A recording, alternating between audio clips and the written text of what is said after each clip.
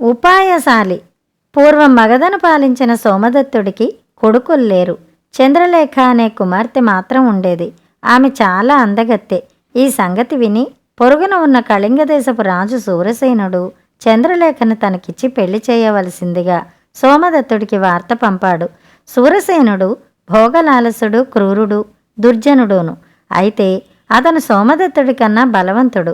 బలవంతుడితో విరోధం మంచిది కాదని ఎరిగి కూడా సోమదత్తుడు తన కుమార్తెకి ఇంకా యుక్త వయసు రాలేదని, ఆమె వివాహం స్వయంవరం ద్వారా జరుగుతుందని ఏవేవో సాకులు చెప్పి సూరసేనుడి కోరికను తోసిపుచ్చాడు.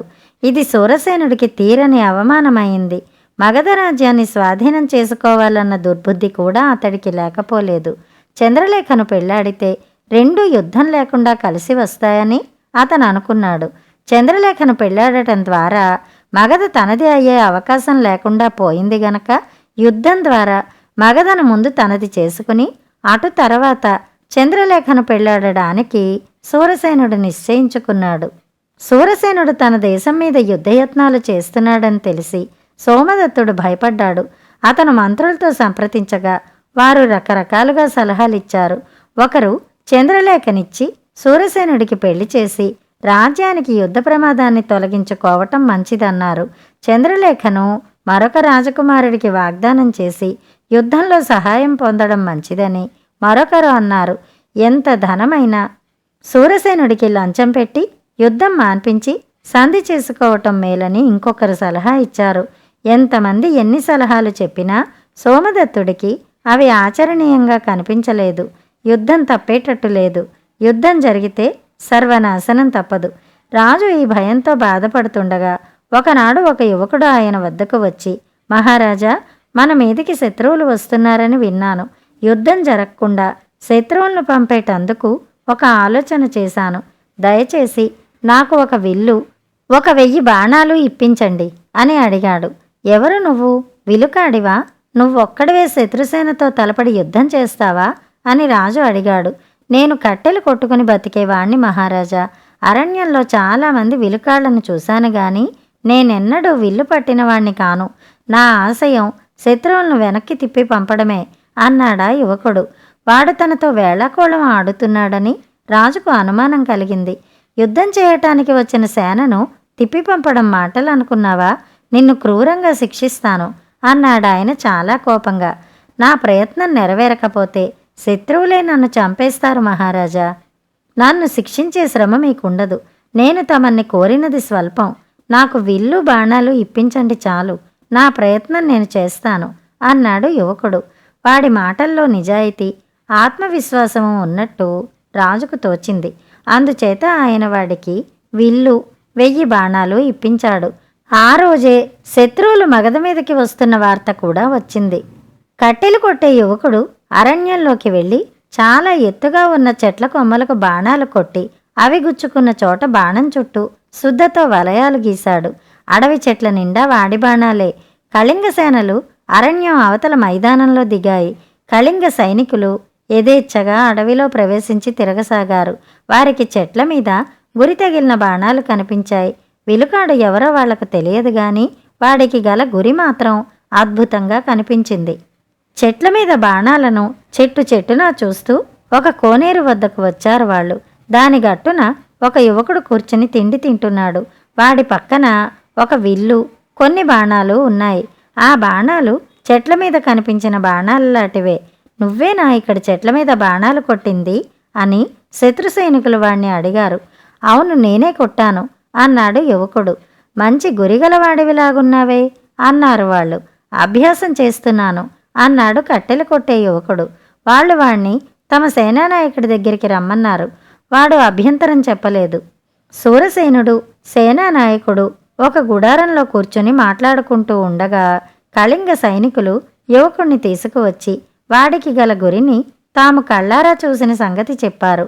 మా సైన్యాన్ని చూశావు కదా, మీ రాజు యుద్ధానికి సిద్ధం కావటం లేదా అని సేనానాయకుడు యువకుణ్ణి అడిగాడు.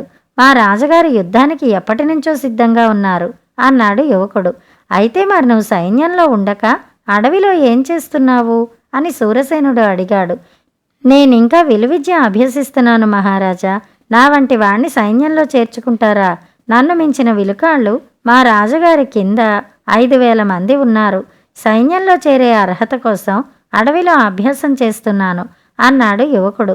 మాతో యుద్ధం చేసి మీ రాజు గెలవగలడంటావా అన్నాడు శూరసేనుడు ఆశ్చర్యంగా. ఆ ప్రశ్న నన్నడిగి ప్రయోజనం లేదు. యుద్ధం చేసి చూడండి, మీకే తెలుస్తుంది అన్నాడు యువకుడు. శూరసేనుడు ఆ యువకుణ్ణి పంపేసి సేనానాయకుడితో చాలాసేపు చర్చించి సేనలను వెనక్కు నడిపించుకుపోవటమే మంచిదని నిర్ణయించాడు.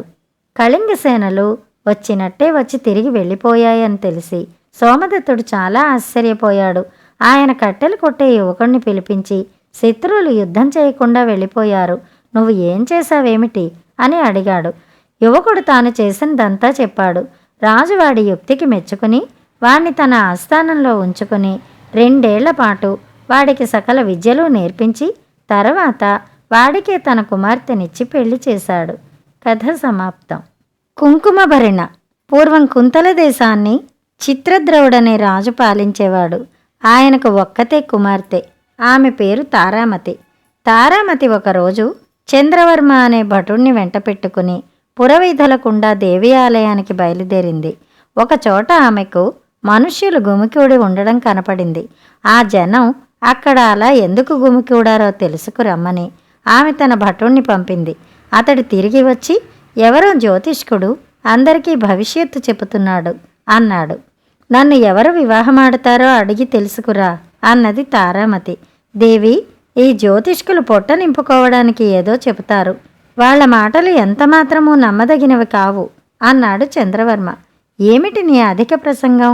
నేను నిన్ను ఆజ్ఞాపిస్తున్నాను. నా ఆజ్ఞ నిర్వర్తించటమే నీ విధి అన్నది తారామతి కోపంగా. చంద్రవర్మ జ్యోతిష్కుడి వద్దకు వెళ్ళి తిరిగి వచ్చి, నేను ముందే చెప్పలేదా? ఆ జ్యోతిష్కుడు చెప్పేది ఎంత మాత్రమూ నిజం కాదు అన్నాడు. అతగాడు చెప్పేది నిజమో అబద్ధమో నేను చూసుకుంటాను. అతను ఏం చెప్పాడు అన్నది తారామతి. ఏం చెప్పమన్నారు?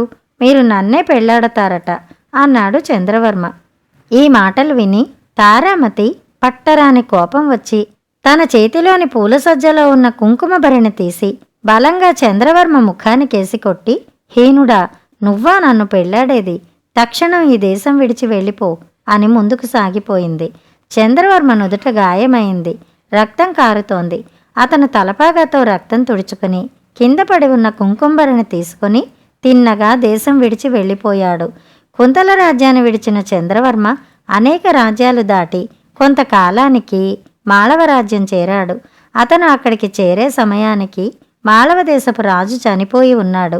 కొత్త రాజును ఏర్పాటు చేసుకోవాలంటే పట్టపు ఏనుగు తొండానికి పూలమాల ఇచ్చి దాన్ని ఏనుగు ఎవరి మెడలో వేస్తే వారిని రాజుగా అభిషేకించడం ఆ దేశపు ఆచారం. చంద్రవర్మ మాళవ రాజధాని చేరుకున్న నాడే ఏనుగు ఊరేగింపు జరుగుతోంది. అందరితో పాటు చంద్రవర్మ కూడా ఊరేగింపు చూస్తున్నాడు. ఏనుగు అతను నిలబడి ఉన్న వేపుగా వచ్చి అతని మెడలోనే దండ వేసింది. పౌరులు అతన్ని తీసుకుపోయి రాజుగా అభిషేకించారు. చంద్రవర్మ తన పేరును చంద్రసేనుడిగా మార్చుకున్నాడు. రాజోచిత విద్యలన్నీ నేర్చుకున్నాడు.